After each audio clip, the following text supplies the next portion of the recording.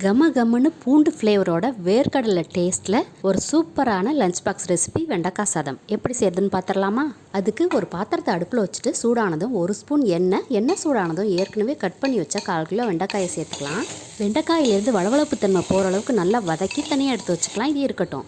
ஒரு கடாய் அடுப்பில் வச்சுட்டு சூடானதும் 2 ஸ்பூன் எண்ணெய் சூடானதும் கடுகு, உளுந்து, சீரகம், கொஞ்சமாக வேர்க்கடலை, 1 வரமிளகாய் சேர்த்து நல்லா பொரிஞ்சதும் இடித்த 5 பல்லு பூண்டு, 1 பச்சை மிளகாய் சேர்த்து நல்லா வதக்கிக்கலாம்.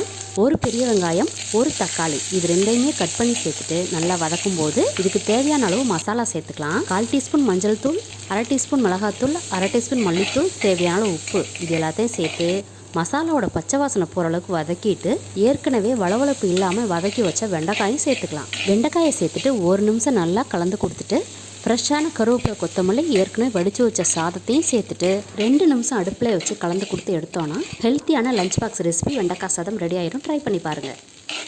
பார்க்குறதுக்கு கலர்ஃபுல்லாகவும் இருக்கணும், அதே சமயத்தில் ஹெல்த்தியாகவும் இருக்கணும் அப்படின்னு நினச்சிங்கன்னா இந்த லஞ்ச் பாக்ஸ் ரெசிபியை ட்ரை பண்ணி பாருங்கள். அதுக்கு ஒரு மிக்ஸி ஜாரில் பாதி அளவு பீட்ரூட்டை கட் பண்ணி சேர்த்துக்கலாம். இது கூடவே 2 பத்தை தேங்காயும் சேர்த்து குறக்குறப்பாக அரைச்சி வச்சுக்கலாம். இது இருக்கட்டும். ஒரு பேன் அடுப்பில் வச்சுட்டு சூடானதும் 2 ஸ்பூன் எண்ணெய் சூடானதும் கடுகு, உளுந்து, கடலைப்பருப்பு, வேர்க்கடலை சேர்த்து பொரிஞ்சதும் காரத்துக்கு ஏற்றது போல் 2 பச்சை மிளகாய், ஃப்ரெஷ்ஷான கருவேப்பிலையும் சேர்த்து நல்லா வறுத்துக்கலாம். இது வறுபட்டதும் ஏற்கனவே அரைச்சி வச்ச பீட்ரூட்டையும் தேங்காயும் சேர்த்துக்கலாம். இது கூடவே இந்த சாப்பாட்டுக்கு தேவையான உப்பும் சேர்த்துட்டு 2 நிமிஷம் போல் அடுப்பை ஹை ஃப்ளேமில் வச்சு வதக்கிட்டு வடித்து வச்ச சாதத்தை சேர்த்துக்கலாம். கூடவே 1 ஸ்பூன் லெமன் ஜூஸ், ஃப்ரெஷ்ஷான கொத்தமல்லி தலையை சேர்த்துட்டு நல்லா கலந்து கொடுத்து எடுத்தோன்னா ஒரு அட்டகாசமான டேஸ்ட்டில் பீட்ரூட் தேங்காய் சாதம் ரெடி ஆயிரும். ட்ரை பண்ணி பாருங்கள். இன்றைக்கி ஒரு சூப்பரான லஞ்ச் பாக்ஸ் ரெசிபி காலிஃப்ளவர் சாதம் எப்படி செய்யுதுன்னு பார்க்கலாமா? அதுக்கு ஒரு கடாய் அடுப்பில் வச்சுட்டு கொஞ்சமாக எண்ணெய் ஊற்றிட்டு கட் பண்ணி வச்சுருக்க காலிஃப்ளவர் சேர்த்து நல்லா ஃப்ரை பண்ணிக்கலாம். இது கலர் சேஞ்ச் ஆனதும் எடுத்துடலாம். இது ஒரு பக்கம் இருக்கட்டும். அதே கடாயில் 2 ஸ்பூன் எண்ணெய், கொஞ்சமாக சோம்பு சேர்த்துட்டு ஒரு பெரிய வெங்காயம் கட் பண்ணி வச்சுருக்கேன், அதையும் சேர்த்துக்கலாம். இது வதங்கினதும் இது கூடவே ஒரு பெரிய தக்காளி, 1/4 டீஸ்பூன் மஞ்சள் தூள், 1/2 டீஸ்பூன் மிளகாத்தூள், மல்லித்தூள் சேர்த்து நல்லா வதங்கினதும் ஒரு 1/4 டம்ளர் தண்ணி சேர்த்துக்கலாம். ஏற்கனவே ஃப்ரை பண்ணி வச்ச காலிஃப்ளவரையும் சேர்த்துட்டு இடித்த இஞ்சி பூண்டு 1 ஸ்பூன் சேர்த்துக்கலாம். நல்லா கலந்து கொடுத்துட்டு 2லேருந்து 3 நிமிஷம் வரைக்கும் வேக வச்சு எடுத்துக்கலாம். இது வெந்ததும் ஏற்கனவே வடித்த சாதத்தை இது கூட சேர்த்துட்டு ஃப்ரெஷ்ஷான கருவேப்பிலை, கொத்தமல்லியும் சேர்த்துட்டு ஒரு தடவை நல்லா கலந்து கொடுத்து எடுத்தோம்னா சூப்பரான லஞ்ச் ரெடி ஆயிரும். நல்ல செவசவன் தக்காளியை பார்த்ததும் தக்காளி சாதம் செய்யலாம் அப்படின்ட்டு ஒரு சட்டி அடுப்பில் வச்சு சூடானதும் 2 ஸ்பூன் எண்ணெய் ஊற்றிட்டேன்.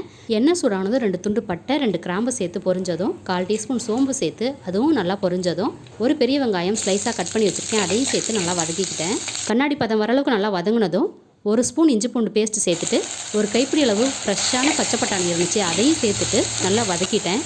நல்லா வதக்கிட்டு 2 பழுத்த தக்காளி சேர்த்துட்டு மறுபடியும் ஒரு தடவை நல்லா வதக்கிட்டு ஒரு பச்சை மிளகா, 1/4 டீஸ்பூன் மஞ்சள் தூள், 1/2 டீஸ்பூன் மிளகாத்தூள், மல்லித்தூள், கரம் மசாலா சேர்த்துட்டு தேவையான அளவு உப்பு சேர்த்துட்டு மசாலாவோட பச்சை வாசனை போகிற அளவுக்கு நல்லா வதக்கிக்கலாம். இதை நல்லா வதங்கினதும் 1/2 டம்ளர் தண்ணி சேர்த்து பட்டாணியை, தக்காளியை நல்லா வேக வச்சுக்கலாம். இது நல்லா வெந்ததும் ஏற்கனவே வடித்து வச்ச சாதத்தை சேர்த்துக்கலாம். இது கூடவே 1 ஸ்பூன் நெய் சேர்த்துக்கங்க. ஃப்ரெஷ்ஷான கருவேப்பிலை, கொத்தமல்லியும் சேர்த்துட்டு நல்ல ஒரு தடவை கலந்து கொடுத்துக்கலாம். உப்பு இருக்கான்னு செக் பண்ணிவிட்டு சர்வ் பண்ணோம்னா அட்டகாசமான தக்காளி சாதம் 10 நிமிஷத்தில் ரெடி ஆயிரும். ட்ரை பண்ணி பாருங்கள். கேரட் பீன்ஸுக்குன்னு தனி டேஸ்ட் இருக்குது. அந்த கேரட் பீன்ஸை வச்சு வெரைட்டி ரைஸ், அதுவும் லஞ்ச் பாக்ஸ் கொடுக்குற மாதிரி எப்படி செய்யுதுன்னு பார்த்துடலாம் வாங்க. அதுக்கு ஒரு கடாய் அடுப்பில் வச்சுட்டு சூடானதும் 2 ஸ்பூன் எண்ணெய் சூடானதும் கடுகு, உளுந்து, 1 ஸ்பூன் கடலைப்பருப்பு, 1/2 டீஸ்பூன் சோம்பு, இடித்த இஞ்சி பூண்டு, கட் பண்ண சின்ன வெங்காயம், 1 பச்சை மிளகா, 1 பெரிய தக்காளி, இது எல்லாத்தையும் கட் பண்ணி சேர்த்து வதக்கிக்கலாம். இது வதங்கினதும் பொடி பொடியாக கட் பண்ணி வச்ச 1 கப் பீன்ஸ், 1 கப் கேரட்டையும் சேர்த்துட்டு இந்த சாப்பாட்டுக்கு மசாலா சேர்த்துக்கலாம். 1/4 டீஸ்பூன் மஞ்சள் தூள், 1/2 டீஸ்பூன் மிளகாத்தூள், 1/2 டீஸ்பூன் மல்லித்தூள் சேர்த்துட்டு நல்லா வதக்கிக்கலாம். தண்ணி கொஞ்சமாக தெளித்து இந்த சாப்பாட்டுக்கு தேவையான உப்பும் போட்டு வேக வச்சு எடுத்துக்கலாம். காய் வெந்ததும் ஃப்ரெஷ்ஷான கருவேப்பிலை, கொத்தமல்லி சேர்த்துட்டு ஏற்கனவே வடித்த சாதத்தையும் சேர்த்துட்டு 2லேருந்து 3 நிமிஷம் வரைக்கும் அடுப்பிலே வச்சு நல்லா கலந்து கொடுத்து எடுத்தோன்னா சூப்பரான லஞ்ச் பாக்ஸ் ரெசிபி ரெடி ஆயிரும். இந்த லஞ்ச் கூட வெறும் அப்பளம் கொடுத்தா கூட போதும். காய் தனியாக செய்யணும்னு அவசியம் இல்லை. ட்ரை பண்ணி பாருங்கள். சிம்பிள் அண்ட் டேஸ்டியான முட்டைக்கோஸ் முட்டை சாதம் எப்படி செய்யறதுன்னு பார்க்கலாமா? அதுக்கு ஒரு பேன் அடுப்பில் வச்சுட்டு சூடானதும் 3 ஸ்பூன் எண்ணெய் சூடானதும் சோம்பு, சீரகம் சேர்த்து பொரிஞ்சதும் பொடி பொடியாக கட் பண்ண பூண்டு, துருவின இஞ்சி, நறுக்கின பச்சை மிளகாய் சேர்த்து நல்லா வதக்கிக்கலாம்.